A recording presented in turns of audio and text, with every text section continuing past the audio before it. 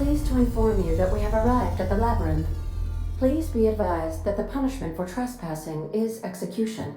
Please be advised that electrical storms on the surface of Tartarus make departure impossible at this time. Resident count is as follows: 3,071. Resident deaths, including but not limited to executions, are as follows: 1,684. Resident escapes are as follows: 0. The interior can be chilly. Take a scarf with you, Captain. I would also ask that you leave your captain's ID with me, in the event that you do not return. I can make the assurance that I will not leave with another captain unless you do not return within 876,541,652 hours. Oh, speak of the devil. Captain, I am receiving a transmission from the prison's docking authority now. Attention, unauthorized spacecraft. This is a maximum security installation. Your presence here is an explicit violation of UDL corporate policy. You are hereby confined to your docking platform until a ticket detailing your crimes has been filed and notarized, at which point your vessel will be seized and you will be executed.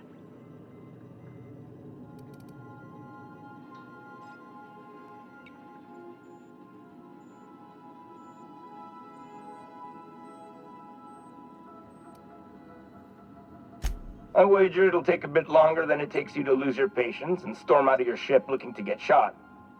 To be honest, that'd make my job a lot easier. You come out, we shoot you full of holes, and then everyone goes about their day worry-free. Except you. You'll be dead.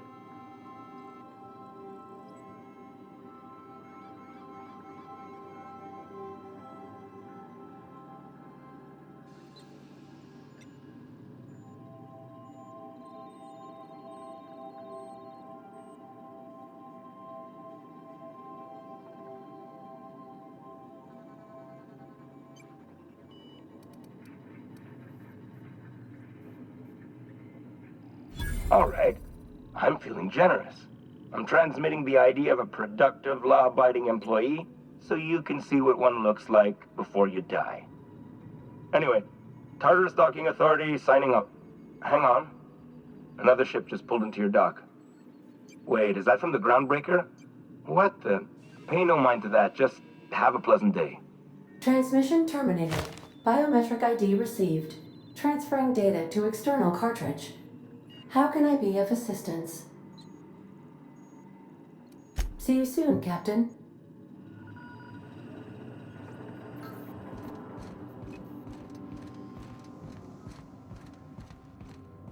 Please avoid damaging yourself or others while you are out.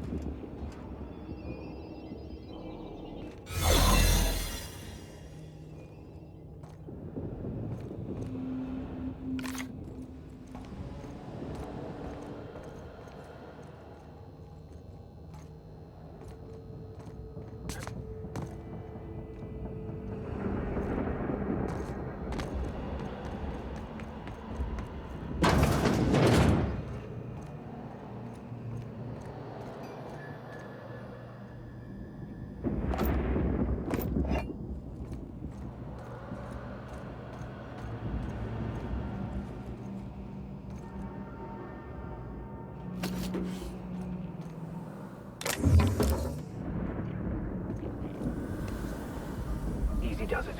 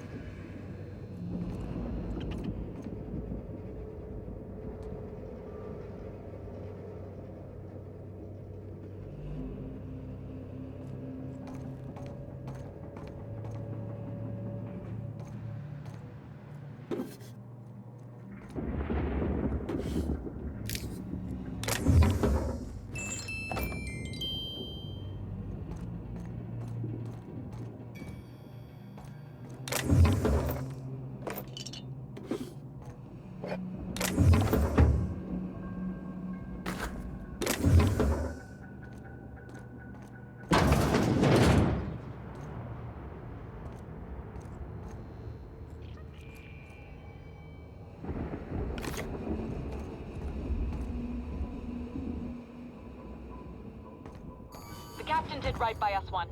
Now it's our turn. The board will never own Groundbreaker. Not while I breathe. Push on, Mardats!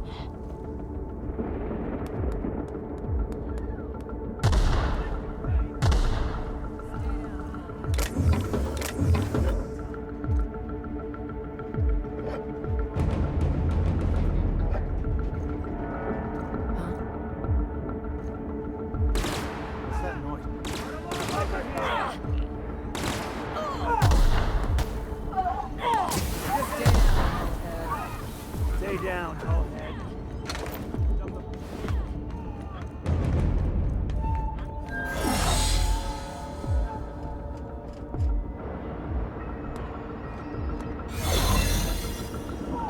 Gotta find cover!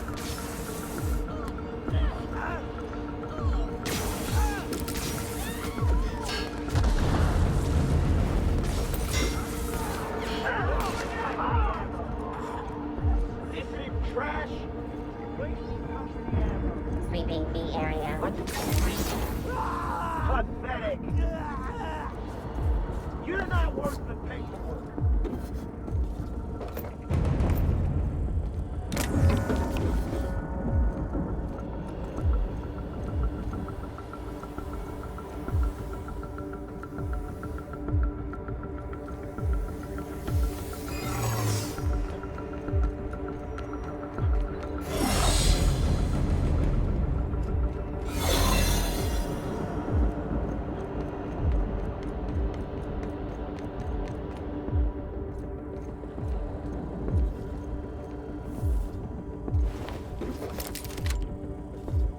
Initiating greetings protocol.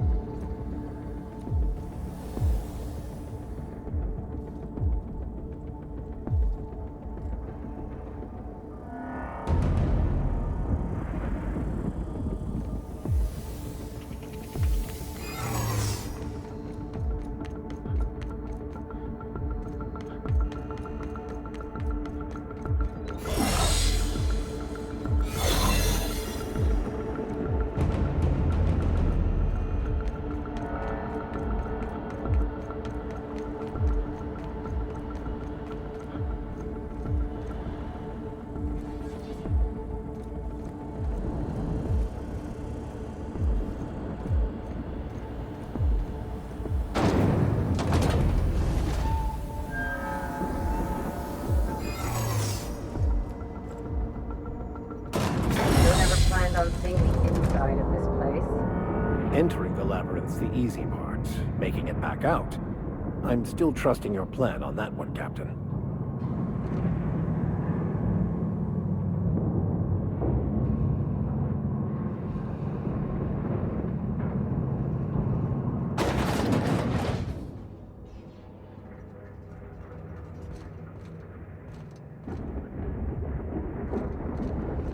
Nice of them to leave us a few options.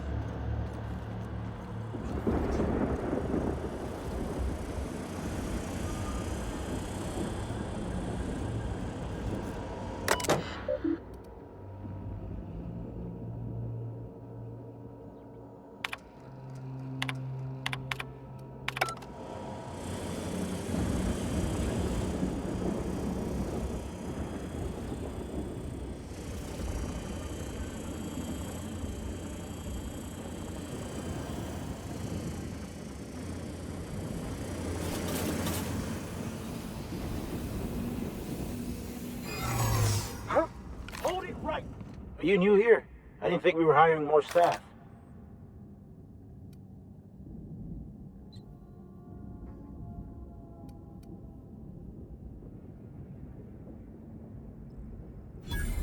Oh, no. Don't tell anyone, please.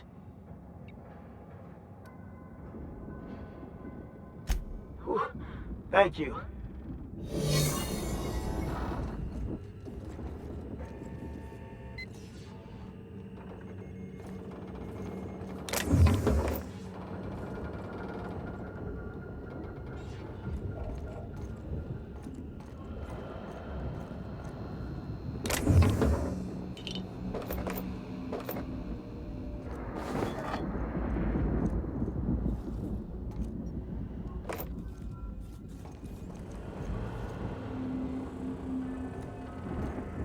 Keep your shoulders up.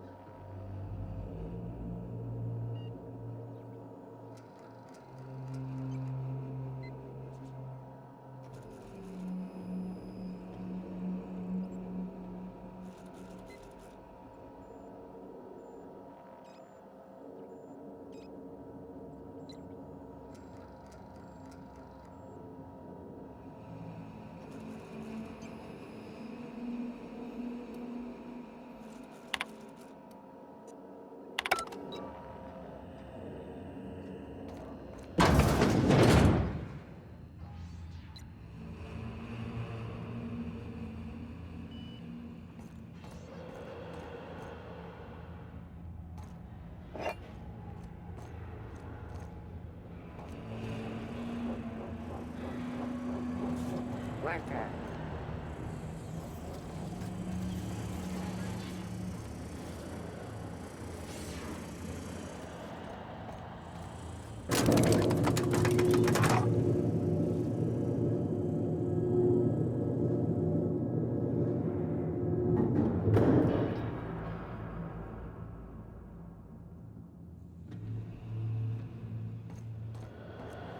Let's go, troops. Stellar Base counting on us.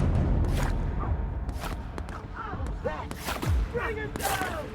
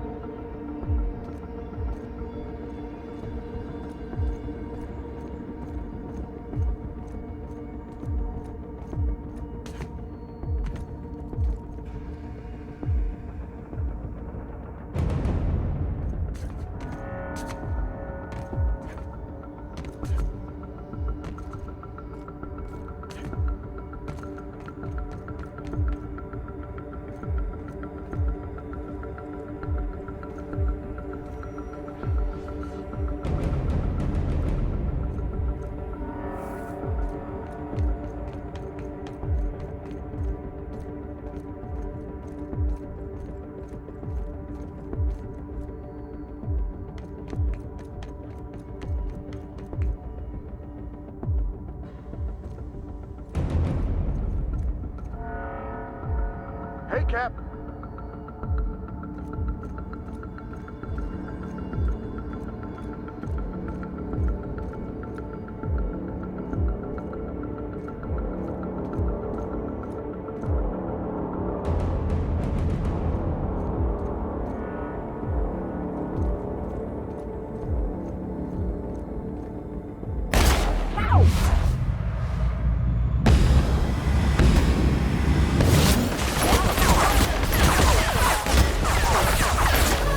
Shines on us today.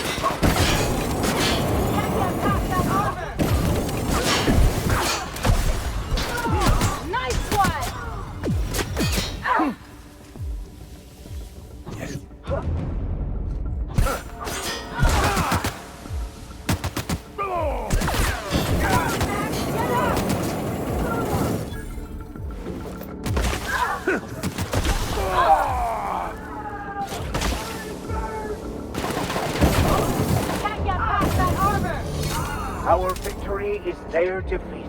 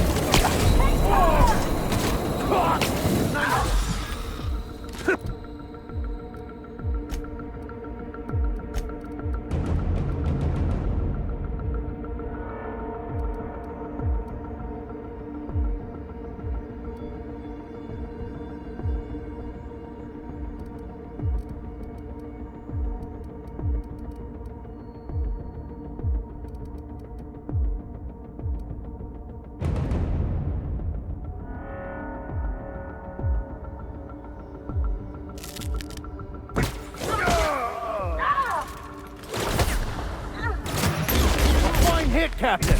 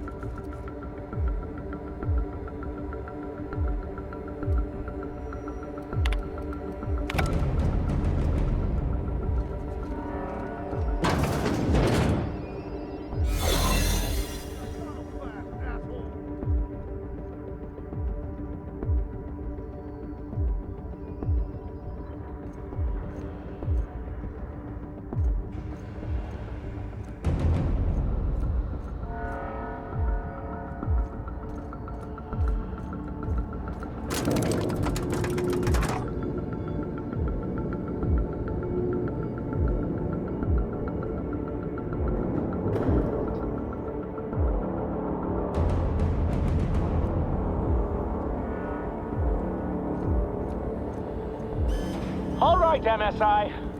I'm not one for rousing speeches, but the captain needs our help. So get in there and fight!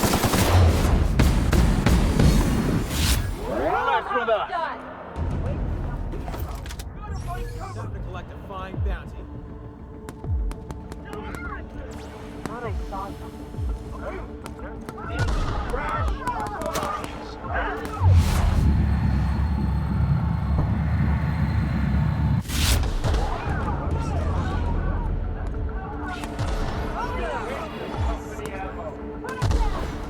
Right, we've got your back, Captain! Put him down! I consider it a fight! On your back, Captain.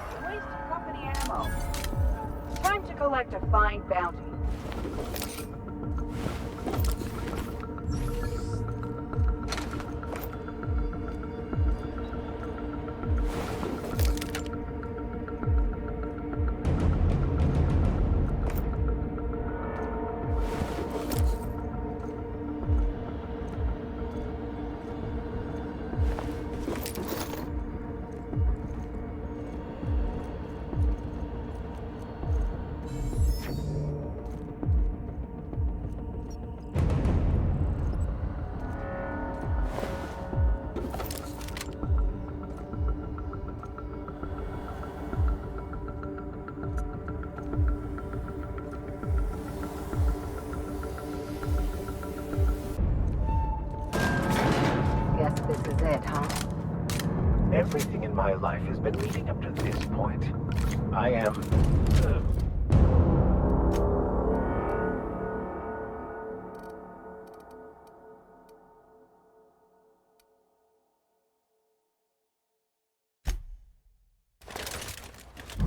I believe I'm ready for this.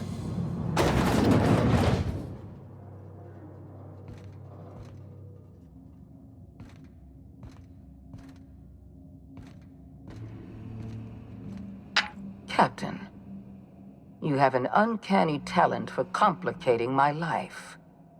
You've disrupted the balance of power. You've upset the natural order of things.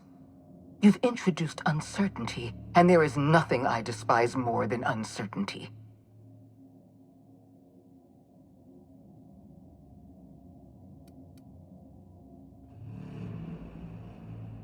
Do you imagine you're leading some grand revolutionary army? The iconoclasts and MSI have put aside their differences and attacked the prison together. I never imagined such a thing would be possible, but here we are. You're nothing but a rabble-rouser. I'm going to put an end to your little rebellion, and then I'm going to have you and your associates arrested.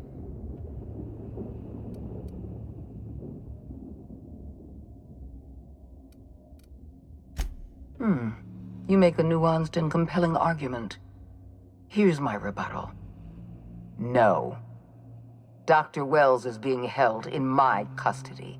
His cooperation will prove invaluable, even if I have to beat it out of him. All that's left to do is put down this riot, arrest you, and then get on with the bloody business of saving this colony.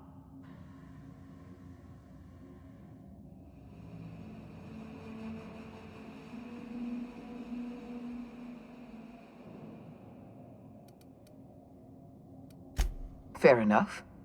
I'm giving you exactly one chance to parley with me.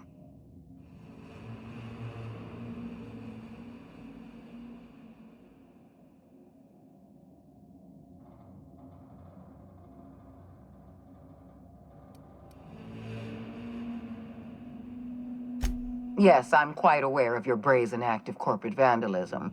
By the way, those test subjects you killed, they died in agony. My scientists assure me they can recover the data you've destroyed. You've succeeded in temporarily delaying our research. Nothing more.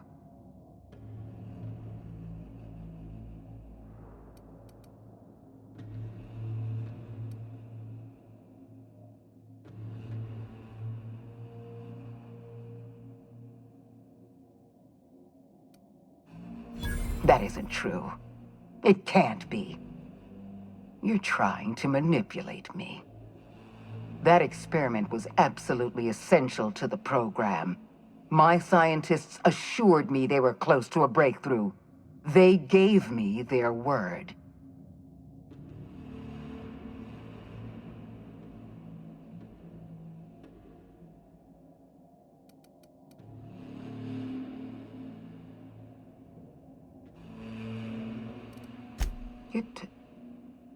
You're telling the truth, aren't you? My scientists have been chasing their tails for years and calling it progress. We're going to have to start all over again. All that research, all those experiments, you've set us back decades. You were always an unknown variable. I tried to recruit you, but you threw your lot in with that madman, Phineas Wells.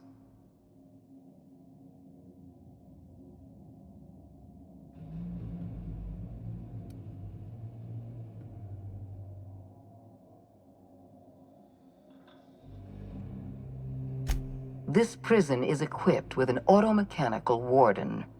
I've had it programmed to eliminate you on sight and rinse your remains down a drain.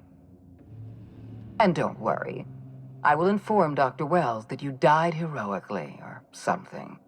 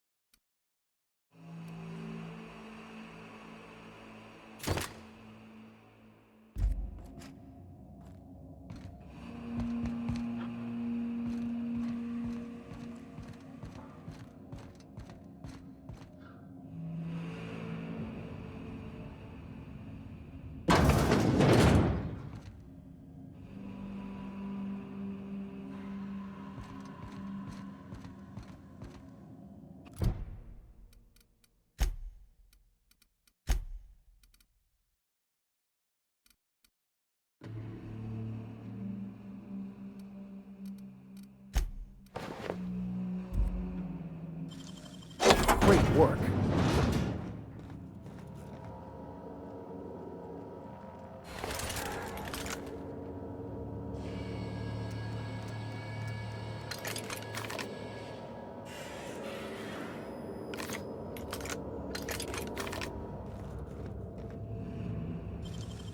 How'd you do that so fast?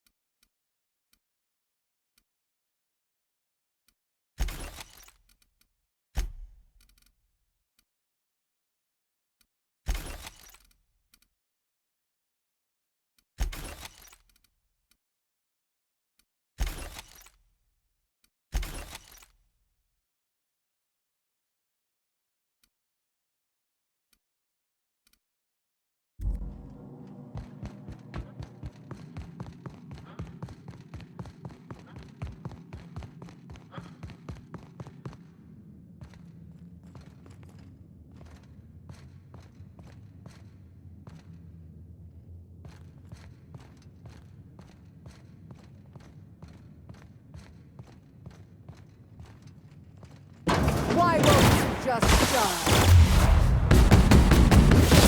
Your victory is their defeat.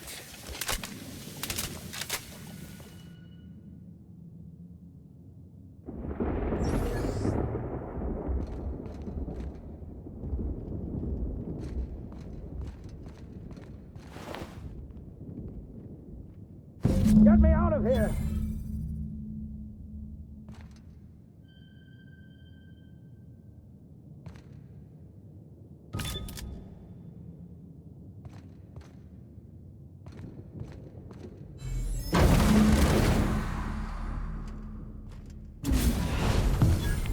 You don't know how glad I am to see you.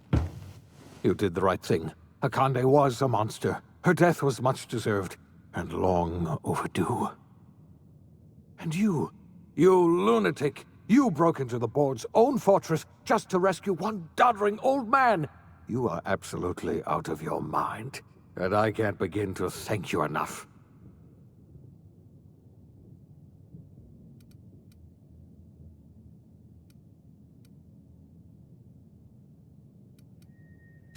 I'm all right, thanks to you. Akande wanted my cooperation. I'm quite sure she would have beaten it out of me if you hadn't arrived. You've broken the board's stranglehold on this colony, and you saved my life. But there's still so much we have yet to accomplish. You and I are going to have to work harder than ever to save Halcyon. I'm afraid the situation is far worse than any of us ever anticipated.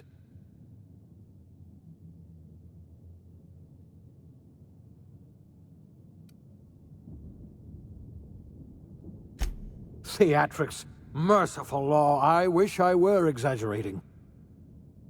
Earth has gone dark. We haven't received a single message in 3 years.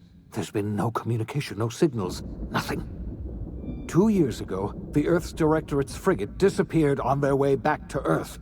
We don't know what they discovered when they arrived, or if they arrived at all. They haven't exactly been hands-on around here anyway. So there's one less rubber stamp to worry about. Earth is humanity's home planet, Miss Fenhill. The psychological effects of losing our original home will be devastating. Earth is only an idea to us. But that idea is the bedrock the colony is built upon. If people were to find out it's gone dark, the shock could be too much to bear. I don't want to imagine what'll happen once news gets out. Let's just keep this between us for now. We're in serious trouble, my friend. Do you know what this means for Halcyon? We can't rely on Earth for support anymore. We've been cut loose. We're entirely on our own.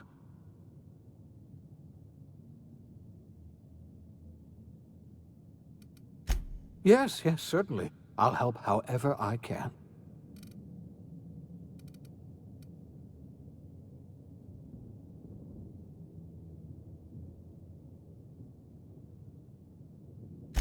I don't know what happened, but something must have gone horribly wrong. I don't know why Earth's gone silent. I don't even know if Earth exists anymore. We have no connection back to Earth, and return is likely impossible. We're completely alone out here. You might have heard of the Earth Directorate's frigate. Half the colony's entire military was on that ship. They were returning to Earth when they vanished without a trace. That was 2 years ago. We haven't heard a word from them since. Whatever happened to Earth likely happened to them. I heard it from Akande herself. She tried to pressure me into joining her side, you see. Tried to make me realize that all hope is lost, and that we are alone. She was half right. We are alone, and we're going to have to fend for ourselves, because there's no telling what's happened to Earth.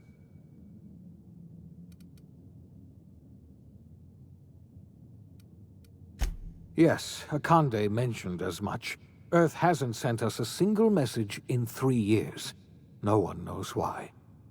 Akande had kept the truth to herself, perhaps with good reason. Can you imagine what would have happened if word got out? We'd have utter pandemonium.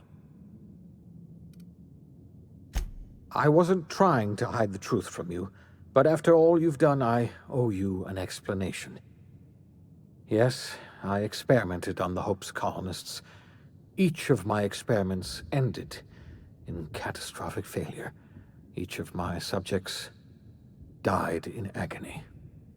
You are my first and only success. I didn't tell you about the others because I didn't want to burden you. My failures are my own to bear, not yours.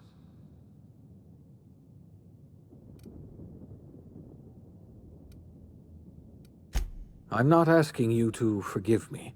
Law knows I won't forgive myself, but I'm going to try to set things right. My apologies. I need to get a hold of myself. We've far more pressing issues to worry about right now. If you have any more questions, ask me. I'll answer as best I can. Yes, we do. You've done a marvelous thing. You've succeeded where anyone else would have failed, including me. We must begin the revival process immediately, starting with the Hope's brightest minds, and then we're going to fix this damn colony, one problem at a time. We're going to need a leader, and I can't imagine a better person for the job than you. What do you say, old friend? Will you help us?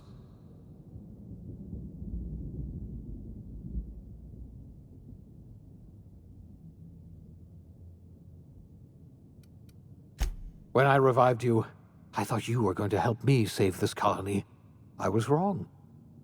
I had our roles reversed, you see. You're the one who's going to save us all. I'm just the one who set you on your path.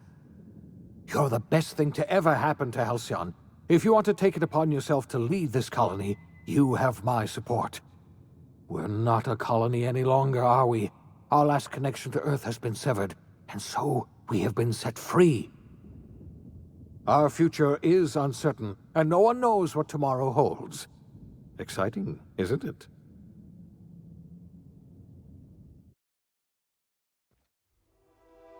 The OSI teaches that everything in the universe happens according to the grand plan. But the stranger that arrived in Halcyon was an unplanned variable. From the moment he landed in Emerald Vale, his actions altered the course of history. The events on Tartarus brought about the end of the board's authority. But the board's mistakes would haunt the colony for decades to come. The damage they left behind would require the work of a generation to repair. Dr. Phineas Wells began reviving a handful of the Hope's colonists: engineers, scientists, technicians, and intellectuals. They were among the brightest minds the Earth had ever sent out into the stars. The Hope scientists and engineers woke up in a colony descending headlong into total collapse. With no way to return to Earth, they had no choice but to band together and devote themselves to the cause of saving Halcyon. The people of Halcyon were nothing if not hardy. In the absence of the board's authority, many of the colony's settlements banded together with a single purpose in mind: survival. Life was especially hard in the years to come. Some towns dissolved by attrition and starvation, but most of them found a way to carry on. In the years to come, Halcyon was forced to reckon with its newfound freedom. The board was gone, and for better or worse, the colony was responsible for its own destiny. Between MSI's worker-centric policies and the iconoclast's manpower, Sanjar and Zora were able to rally many of the Terra 2 townships to their cause. MSI's workforce swelled, and the iconoclasts enjoyed a significant surge in their ranks. The board was too distracted by infighting and internal politics to stop MSI from becoming a powerful corporation and a refuge for townships that might have fallen through the cracks. Consumed by paranoia, Lilia Hagen took Sublight Salvage in a controversial direction, openly accusing board officials of an extraterrestrial conspiracy. One day, an accident at the Groundbreaker's docking bay silenced her forever. Time would tell if her replacement could keep the Sublight family together. Adelaide McDevitt replaced Reed Thompson as the leader of Edgewater. She and her followers transformed Edgewater in their image. Anyone loyal to Reed was pressured into leaving town, and those who stayed behind adapted to her way of life. Adelaide transformed the old cannery into a new garden. The nearby Edgewater Cemetery provided a convenient source of fertilizer. Under the leadership of Junlei Tennyson, the groundbreaker held firm against corporate influence. The ship's mechanical stability gave Junlei the time to educate a promising generation of engineers schooled in her family's traditions. The future of the groundbreaker looks promising. The rediscovery of the Hope and the abandonment of the lifetime employment program forced Byzantium to come to terms with some uncomfortable realities about the state of Halcyon. While Byzantines were reluctant to surrender the luxuries they'd grown accustomed to, the board's diminished authority gave them little choice in the matter. Nearly everyone had to learn to make do with less. Some even had to get jobs. It was a dark time indeed. Your influence shifted Ellie's perspective. She finally admitted, albeit grudgingly, that she just might need other people. Sometimes. With a steady income from the life insurance payouts, she was finally able to afford a ship of her own.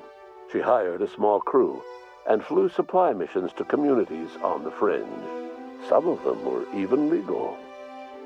As much as he enjoyed his adventures aboard the Unreliable, the vicar, known as Max, eventually decided that it was time to move on, to live out the life he had sought so long to create.